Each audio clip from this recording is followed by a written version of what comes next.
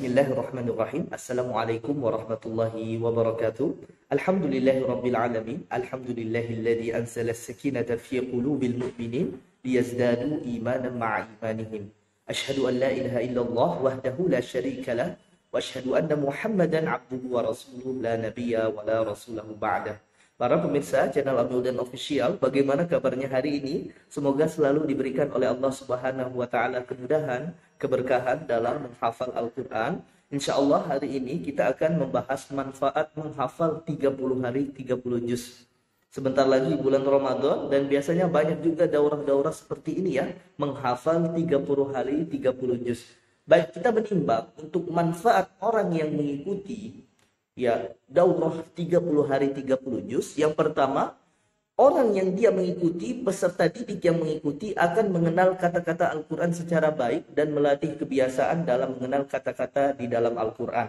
Nah, ketika seorang dia mengikuti daurah 30 hari 30 juz, tentu manfaat yang pertama dia akan mengenal kata-kata. Dia akan mengenal kata-kata di dalam Al-Quran. Terutama ada kata dalam Al-Quran itu yang jarang sekali dia dengar, ataupun kata yang berulang, ya. Orang yang dia mengikuti daurah, dia akan tahu nih, di bagian mana, di kata yang berapa, ya, Al-Quran itu mengulang kata-katanya. Ya, di surah apa diulang, di surah ini dan surah ini diulang kata-katanya. Ya, itu orang yang mengikuti daurah 30 hari 30 juz, dia akan tahu di mana kata-kata di dalam Al-Quran itu. Dan dia akan mengenal. Dan itulah manfaat mengikuti daurah 30 hari 30 juz. Lalu peserta didik memiliki experience baru juga berbeda karena telah melalui jalan start hingga finish. Dia akan tahu bagaimana pola-pola kata dalam Al-Quran. Karena dia sudah menghafal tuh 30 hari 30 juz, dia akan tahu tuh dari startnya hingga finishnya dia tahu. Pola-pola di dalam Al-Quran juga dia tahu. Lalu peserta didik memiliki persentase kemudahan menghafal yang tinggi untuk yang kedua kalinya dan memiliki kesempatan hafalan mungkin yang jauh lebih besar. Nah, ketika seorang dia sudah pernah menghafal, tentu kesempatan kemudahannya dalam memungkinkan hafalan itu jauh lebih besar karena dia sudah mengenal kata-kata Al-Quran terlebih dahulu. Dia sudah pernah menghafal. Untuk memungkinkan hafalannya juga kesempatannya bisa lebih besar. Lalu peserta didik memiliki kesempatan besar dalam penelitian kecepatan menghafal pribadinya yang mana sangat berguna bagi penelitian potensi dalam menghafal Al-Quran. Nah, peserta didik yang dia mengikuti kegiatan menghafal 30 hari 30 juz, dia tentu mendapatkan nanti experience dan juga bisa mengukur namanya kecepatan menghafal pribadinya. Ya, maka di sini manfaat daurah 30 hari 30 juz itu dia nanti mampu tuh mengukur penelitian kecepatannya pribadinya yang mana sangat berguna bagi penilaian potensi dalam menghafal Al-Quran. Jadi ketika seseorang dia mengikuti daurah, ya setidaknya dia dapat namanya 4 manfaat. Ya, dia dapat 4 manfaat ketika menghafalnya, ya, dia bisa mengenal kata-kata, dia dapat experience baru, dia tahu namanya start sampai finish, dan juga dia memiliki kesempatan experience yang besar dalam mengukur ya, dalam mengukur kata-kata di yang dia hafalkan. Artinya di sini dia mengukur kecepatan menghafalnya, ya. Dia memiliki experience, dia memiliki pengalaman yang besar ya dalam mengikuti daurah. Dia tahu awalnya Al-Quran sampai dengan akhirnya Al-Quran dia tahu. Baik, lalu seseorang yang dia ya mengikuti daurah ini juga harus memperhatikan yang pertama ya, hal yang wajib diperhatikan ketika Anda melaksanakan 30 hari 30 juz adalah tetap menjaga kualitas hafalan yang sudah dihafal pada setiap harinya sehingga tetap terjaga dengan baik. Nah, ketika seseorang dia mengikuti daurah 30 hari 30 juz, dia juga harus yang pertama mengukur ya, lalu juga harus melihat bagaimana kualitas hafalannya. Jangan sampai ketika dalam menyelesaikan 30 hari 30 juz dia tidak menjaga hafalannya itu sehingga setelah selesai daurah hafalannya hilang. Ya, makanya di sistem daurah 30 hari 30 juz itu mestinya ada ya yang namanya penjagaan di situ, penjagaan terhadap hafalan. Lalu setiap peserta didik wajib menanamkan 9 prinsip dasar dalam menghafal Al-Quran sehingga tetap menjaga nilai-nilai dalam menghafal Al-Quran. Nah, 9 prinsip ini bisa dilihat di video kami ya. Sebelumnya ada 9 prinsip dasar dalam menghafal Al-Quran dan ini harus ditanamkan. Sehingga ketika peserta daurah ini ya dia sudah mengikuti 30 hari 30 juz, dia tetap tahu nih, dia tetap menjaga hafalannya sampai dengan akhir hayatnya. Lalu efek dalam menghafal 30 hari 30 juz ini ya, menghafal Al-Quran 30 hari 30 juz memiliki risiko downnya ingatan, pusing dan kelelahan ya. Kami pernah melakukan daurah 10 orang dalam peserta didik kami, itu beberapa peserta kami memiliki keluhan ya. Wah, kalau setelah selesai menghafal Al-Quran 30 hari 30 juz ini pusing loh. Karena mereka diajak cepat gitu. Diajak cepat menghafal Al-Quran 1, 2, 3, 4, 5. Ya. Jadi mereka mengenal seluruh daripada kata-kata dalam Al-Quran itu. Ya. Sehingga di situ ya biasanya terjadi namanya kelelahan, pusing dan lain sebagainya. Dan itu memang wajar ya. Karena dibawa cepat. Ya. Dibawa jalan cepat. Ya, disebabkan peserta diajak cepat dalam menghafal Al-Quran, namun hal tersebut tidak berlangsung lama jika menghafal tersebut tetap mengiringi dengan murojaah untuk meneruskan bagian-bagian yang hanya masih berupa gambaran. Nah, ketika seorang dia mengikuti daurah itu, ya, dia wajib tahu ya bahwa ketika dia selesai 30 hari 30 juz itu, ya, dia masih baru gambaran. Kecuali nanti dia sudah dididik dalam 30 hari 30 juz itu untuk masuk ke jalan mutkin. Ya, ada namanya jalan untuk memutkinkan hafalan. Ya, jalan untuk memutkinkan hafalan itu lebih dikenal dengan tasmi ya. Nanti insya Allah kita jelaskan. Baik, ketika seseorang dia mengikuti daurah 30 hari 30 juz, ya, dia yang pertama ya, dia tentu memiliki namanya efek-efek mungkin ya.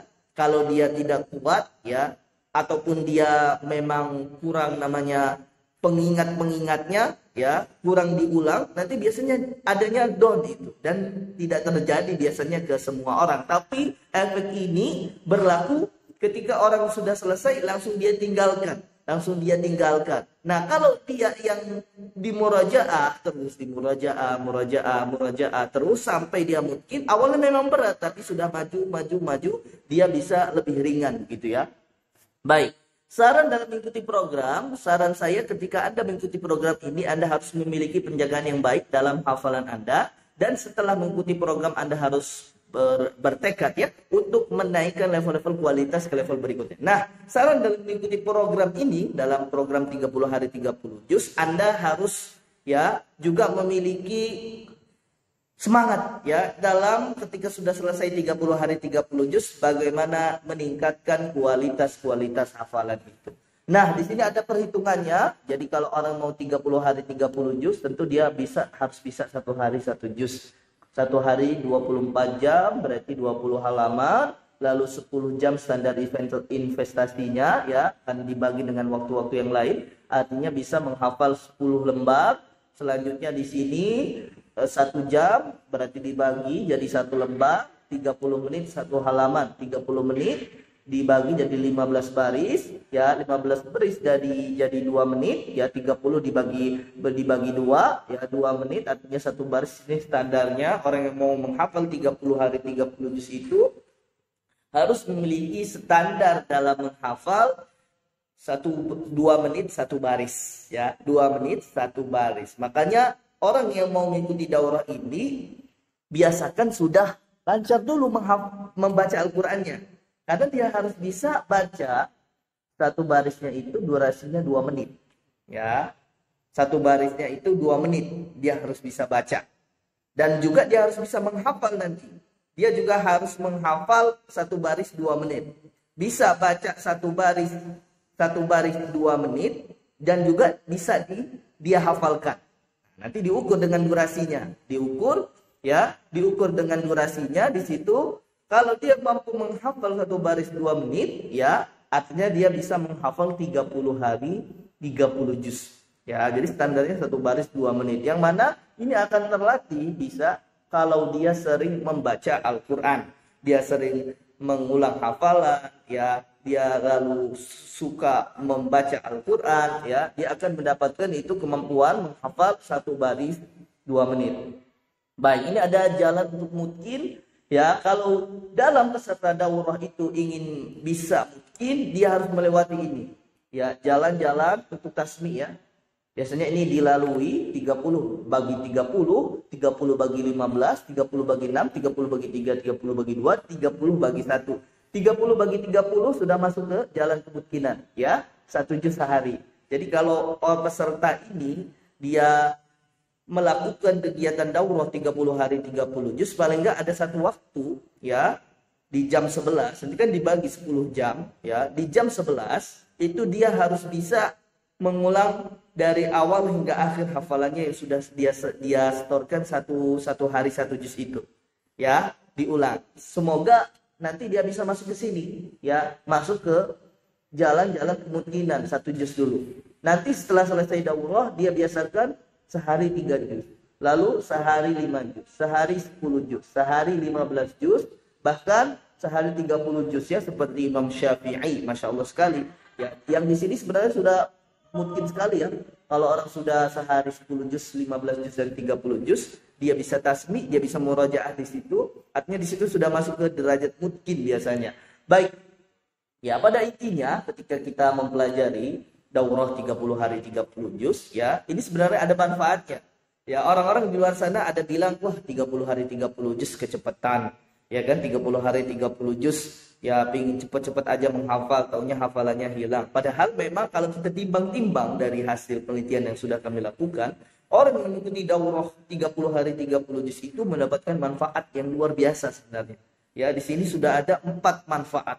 Dia bisa mengenal kata-kata, experience-nya, lalu dia bisa mengenal pola-pola kata-kata dalam Al-Quran, lalu dia bisa penelitian di situ, ya, dalam kecepatan menghafal Al-Qurannya, ya, sehingga di sini boleh sebenarnya orang mengikuti daurah-daurah 30 hari 30 juz dengan bisa menimbang, ya, setelah itu dia bisa memungkinkan hafalannya, ya, bisa memungkinkan hafalannya dengan apa? Dengan jalan ini, ya, dia bisa setelah selesai setiap 1 hari, ya, jadi kan kalau dalam daurah 30 hari 30 juz itu kan setiap 1 hari harus 1 juz, ya, yang mana 1 juz ini didapati nanti dalam 20 halaman, ya, 20 halaman, artinya dalam 1 juz, ya, dalam satu jam dia harus bisa menyetorkan itu dua halaman atau 1 lembar,